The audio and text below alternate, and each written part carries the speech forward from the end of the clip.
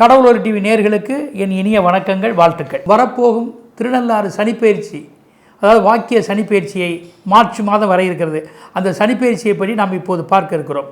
அதாவது 6/3/2026 பார்த்திங்கன்னா உங்களுக்கு அன்றைய தினம் வாக்கியப்படி சனிப்பெயர்ச்சி வெள்ளிக்கிழமை மாலை 7 மணி, காலை 7:56 7:56 AM.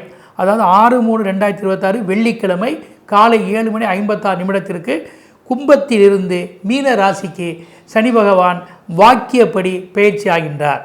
திருக்கணிதப்படி ஏற்கனவே மீனத்திற்கதை நம்ம விட்டுருவோம். அது திருக்கணிதப்படி ஏற்கனவே பயிற்சியானது. இப்போ வாக்கிய கணிதம் நம் தமிழகத்தில் அதிகமாக அந்த காலத்திலிருந்தே பார்க்கப்பட்டு வருகின்றன, வாக்கிய பஞ்சாங்கப்படி. அதனால் அரசர்கள் காலத்திலிருந்தே கோவில்களுடைய ஆலயங்களில், ஆகமங்களில் இந்த வாக்கியப்படி கிரகங்கள் பயிற்சியாவதைத்தான் ஒரு பயிற்சியாக வைத்திருக்கிறார்கள். அதனால் திருக்கணித வாக்கியத்திற்கு முன்ன பின்ன இருக்கும். அதனால் இப்போ மீனத்துக்கு போகக்கூடிய சனிப்பெயர்ச்சி மார்ச் 6ஆம் தேதி 12 ராசிக்கும் என்னவா இருக்கும் என்பதை பார்க்க போகிறோம். இப்போ இந்த 6/3/2026 பயணம் செய்பவர் 24/4/2028 வரை 2.25 ஆண்டு அந்த மீனராசியில் இருக்கிறார். அந்த மீனராசி இருக்கிற போது 2 முறை அவர் வக்ரத்தன்மையை பெறுகிறார். ஒரு முறை 15/7/2026 முதல் 30/11/2026 வரை இந்த 26ஆவது ஆண்டில். அதாவது அவருடைய வக்ரம் எப்போதுமே 150 நாட்களுக்குள் இருக்கும். அதனால் 15/7/2026 முதல் 30/11/2026 வரை முதல் வக்ர நிலையை கார்த்திகை மாதம் பெறுகிறார். அதற்கு அடுத்து 2027 பார்த்தீங்கன்னா ஜூலை 28ஆம் தேதி 28/7/2027 முதல் 13/12/2027 வரை, அதாவது 13 டிசம்பர் வரையில் 2ஆவதாக அந்த வக்ர நிலையை அவர் அடைகின்றார்.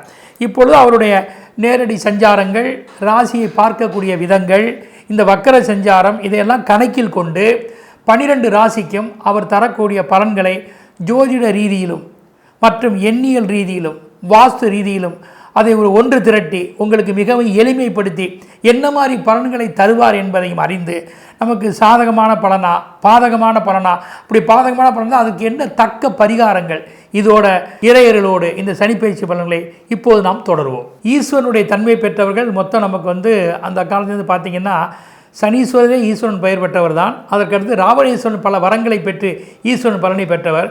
அதற்கப்புறம் நம்மளுடைய மானிட உலகில் மனிதர்களாக இருக்கக்கூடிய கோடீஸ்வரன் என்று அழைக்கின்றோம். அப்படி ஈஸ்வரன் பட்டம் பெற்று காசியில் பல ஆண்டுகள் தவம் செறிந்து காலபைரவருடைய அருளால் அந்த சனீஸ்வர பகவான் ஈஸ்வரனுடைய பட்டத்தை சிவபெருமானத்தை பெற்றிருக்கிறார். அப்படிப்பட்ட சனீஸ்வரர் நம் ஜாதகத்தில் மிக முக்கியமாக கவனிக்கக்கூடிய ஒருவராக இருக்கின்றார். அப்படிப்பட்ட சனிப்பெயர்ச்சி வருகின்ற பொழுது யாராக இருந்தாலும் இந்த சனிப்பெயர்ச்சி நமக்கு என்னவாக இருக்கும், எப்படி இருக்கும் என்று எல்லோருமே ஆண் பெண் இருபாலருமே நமக்கு வரக்கூடிய பலன்கள் என்னவாக இருக்கும், எந்த வகையில் கவனமாக இருக்கணும், எந்த வகையில் நன்மைகள் பண்ணுவார், என்ன ஏது அப்படி ஆலய வழி, இதில் நீங்கள் நம்ம சிறப்பு பெறுவது எல்லோரும் தெரிந்த விஷயமே. இப்படிப்பட்ட சனிப்பெயர்ச்சி உங்களுக்கு மீன ராசிக்கு போகின்றார். இப்போ குருவுடைய வீட்டுக்கு ஒரு பயிற்சி ஆவதால் இது நம்ம ஒரு பொதுவாக ஒரு சுபகிரகத்தினுடைய ராசிக்கு அவர் போகிறார். இது எப்படின்னா ஒரு சுபகிரகத்தினுடைய ராசியில் சனி டிரான்சிட் ஆவதால், பயிற்சி ஆவதால் பெரும்பாலும் தன்னுடைய கெடுபலன்களை தர வருகின்ற போது கூட குருவுடைய வீடாக இருப்பதால் நற்பலனோ தீய பலனோ, நற்பலன்களை சற்று தாமதமாகவும் மெதுவாகவும் அமைய வைப்பார். தீய பலன்களை மிக விரைவாக உங்களை தாக்குதல் தராமல் அதற்கு உரிய சில வழிமுறைகள், சின்ன சின்ன சிரமங்கள், மாற்றங்கள், உரிய உபாயங்களை நீங்கள் கையாண்டால் அதிலிருந்து கண்டிப்பாக நம்ம வெற்றி பெற முடியும். அந்த வகையில் சிவனின் பொதுவாக சனீஸ்வரருக்கு சிவனின் தாசன், சிவபெருமானை மெயினாக வணங்குவது, மகா கணபதியை பூஜிப்பது, உங்கள் குலதெய்வங்களை வணங்குவது, மகா விஷ்ணுவை வணங்குவது, அம்பிகையை வணங்குவது, முருகப்பெருமானை வணங்குவது, இன்னும் சொல்லப்போனால் சிவனுடைய அம்சத்திலேயே சொர்ண ஆகசர பைரவர், கால பைரவர், அவர் தான் அவருக்கு பிரதான தேவதை. அப்படிப்பட்ட பைரவரையும் பைரவியும், பைரவி என்பது இந்த இடத்துல துர்க்கை, காளி, இவர்களையெல்லாம் வணங்கினால் கண்டிப்பாக இந்த சனிப்பெயர்ச்சி வரக்கூடிய எந்த இடர்பாடுகளும் நீங்கி நீங்கள் சுபிட்சங்களை பெற முடியும். இப்போது 12 ராசிக்கு அவருக்குரிய பலன்களை நாம் முதலில் பார்ப்போம். சிம்மராசி அன்பர்களே, இப்போ உங்களுக்கு அஷ்டமச்சனியாக ஈஸ்வரன் மாறுகிறார். இப்போ ஏற்கனவே நீங்கள் கண்டகச்சனியில் போன சனிப்பெயர்ச்சியில் இருந்தீங்க. அது உங்களுக்கு சாதகம் இல்லாதான் உடல் நலிவுகள், எதிர்ப்புகள், பிரச்சனைகள், தம்பதியருக்குள்ள ஒரு ஒற்றுமை இல்லாத நிலை, காதல் விஷயங்களால் சில தோல்விகள், கோர்ட்டு கேஸ் விவகாரங்கள், சிலருக்கு அறுவை சிகிச்சைகள் கூட வந்திருக்கலாம். ஆக எந்த வகையில் பார்த்தாலும் ஜீவனமோ குடும்பமோ வெளியிடமோ இதெல்லாம் ஒரு சரியான நிலையை பெற முடியாத திணறடிகள் இருந்து வருகின்றன. உங்களுக்கும் பெற்றோர்களும் கூட சுமூகங்கள் இல்லாத ஒரு சூழ்நிலைகள் உண்டாக்கி கொண்டிருந்த ஒரு காலகட்டம். இப்போது 8இல் வந்திருக்கக்கூடிய சனியும் கண்டக சனியை விட அதிகமாக பாதிப்பு தரக்கூடியது இந்த அஷ்டமச்சனி ஆகும். ஆனால் இதில் உங்களுக்கு என்ன விதிவிலக்கு இருக்குது அப்படின்னா, இந்த சிம்மத்துக்கு யோகாதிபதி குரு பகவான். அவருடைய ஒரு குரு பகவானுடைய வீட்டில் 8ல் இந்த சனீஸ்வரர் இருப்பதால் தன்னுடைய அந்த அஷ்டமச்சனியில் வரக்கூடிய கெடுபலன்களை சுபக்கிரக யோகராசியில் அவர் சஞ்சரிப்பதால் அதிக பாதிப்புகளை தராமல் அப்படியே சில பாதிப்புகளை தந்தாலும் அந்த பாதிப்புகளில் நீங்கள் தப்பித்துக் கொள்வதற்கான ஒரு பரிகாரங்கள், வழிமுறைகள், உபாயங்களையும் கண்டிப்பாக தருவார்.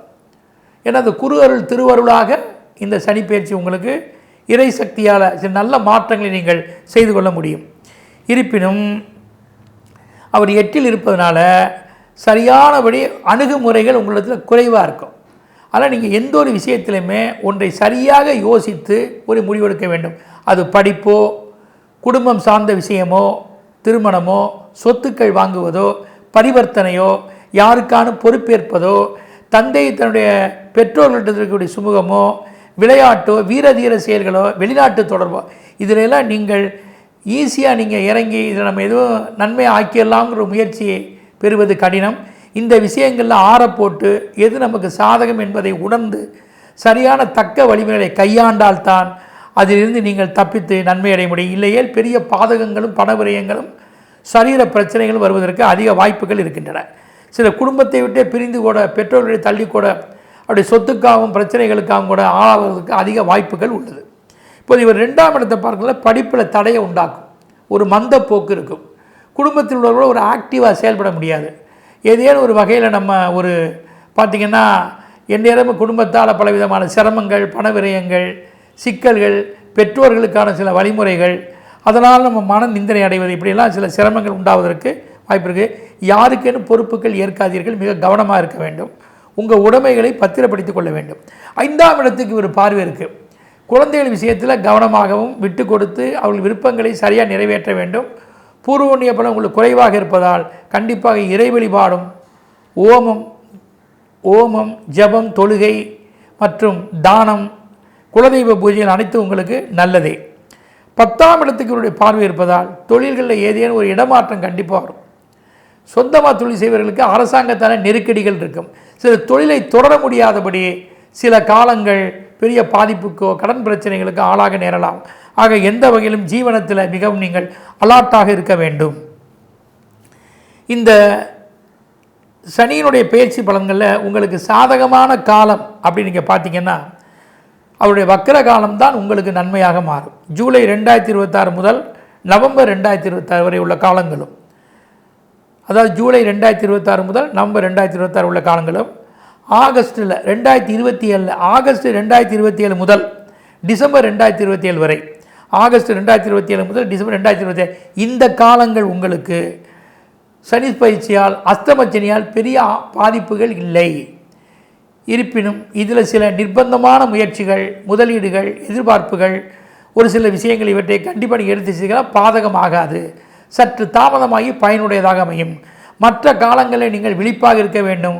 உங்களுக்கு சொல்லப்பட்டுள்ள உரிய பரிகாரங்களை சரியாக கடைபிடிக்க வேண்டும். ஏதேனும் ஒரு வகையில் அரசால், அதிகாரிகளால், பொது வாழ்க்கையால் நீங்கள் கௌரவ பிரச்சனைகளுக்கு ஆளாக நேரலாம். எந்த வகையிலாவது நீங்கள் அரசாங்கத்துக்கு வரி கட்டவோ பண இழப்புகளோ, உங்கள் உடைமைகளால் உரிய பிரச்சனைகளோ, ஆட்களால் சில தண்டனைகளோ, விவகார வியாஜ்யங்களோ வருவதற்கு வாய்ப்பு இருக்குது. தக்க வழிமுறைகளையும் இறை சக்தியையும் கையாள்வது நன்மை. இப்போ உங்களுக்கு அதிர்ஷ்ட தெய்வம் நம்ம பார்த்தோம் என்றால்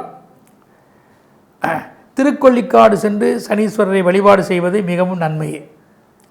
திருக்கொள்ளிக்காட்டில் இருக்கக்கூடிய சனீஸ்வரரை வழிபாடு மிகச்சிறப்புடைய ஒன்றாக பொங்கு சனீஸ்வரன் பேர். இப்போ உங்களுக்கு அஸ்தமச்சனியாக வரலாம், அந்த பொங்கு சனீஸ்வரரை வழிபட்டால் மிகவும் நன்மை. அதுக்கப்புறம் வேலூரில் இருக்கக்கூடிய ஸ்ரீபுரம் மகாலட்சுமியை வணங்குவதும், சேலம் ஆரகலூருங்கிற பகுதியில் அஷ்ட பைரவர்கள் இருக்காங்க, அந்த அஷ்ட பைரவரை சென்று வழிபடுவதும், திருமிச்சூர் நலிதாம்பிகை வழிபடுவதும், தேரளத்தில் இருக்கக்கூடிய பெருமாளையும் பூமாதேவியும் வழிபாடுகள் செய்வது உகந்த ஒன்றாக இருக்கும். இப்போ உங்களுக்கு அதிர்ஷ்ட சின்னம்னு பார்த்திங்கன்னா, அதிர்ஷ்ட சின்னம் என்று பார்த்தால் சிங்கம், காமதேனு, இவற்றை நீங்கள் பையில் வைத்துக்குவது, உங்கள் உடைமைகளில் பயன்படுத்துவது உகந்த ஒன்றே. எண்கள்னு பார்த்திங்கன்னா 45, 46, 75, 45, 46, 75 இந்த எண்கள் சேர்ந்து வரக்கூடிய எந்த ஒரு அம்சங்களும் உங்களுக்கு சாதகமே. வாஸ்து திசைகளை பார்த்திங்கன்னா கிழக்கு வடமேற்கு இந்த திசையில் முயற்சி பயணங்கள் எந்த உங்களுக்கு பாதிப்பு இல்லாமல் அவைகள் நன்மையாக முடியும். அத்துடன் சிவபாக்கிய சித்தரை வழிபடுவதும் அமர்நீதி நாயன்மார்கள் அவரை வழிபடுவதும் மிக உகந்த ஒன்றே. அத்துடன் சிகப்பு நிற பொருள் தானியங்கள், சிகப்பு நிற வஸ்துக்கள், எண்ணெய் வஸ்துக்கள் இவற்றை தானம் செய்வது, யாருக்காவது கண் தானம் செய்வது அல்லது அதற்குரிய மற்றும் கால்நடைகளுக்குரிய வகையில் ஏதேனும் ஒன்றும் உணவுகள் கொடுப்பது, பிறருக்கு நன்மைகள் செய்வது அல்லது வஸ்திரங்கள் கொடுப்பது இவையெல்லாம் உகந்த பரிகாரமாக இருக்கும். அஷ்டமசேலியாகிற அல்லல்கள் இருந்து நீங்கள் நீங்குவதற்குரிய உபாயமாகும். கடவுள் அருள் டிவியை பார்த்தமைக்க நன்றிகள். மேலும் இது போன்ற தகவல்களை தெரிந்து கொள்ள கடவுள் அருள் டிவியை சப்ஸ்கிரைப் செய்யுங்கள். மறக்காமல் பெல் ஐக்கானை கிளிக் செய்யுங்கள்.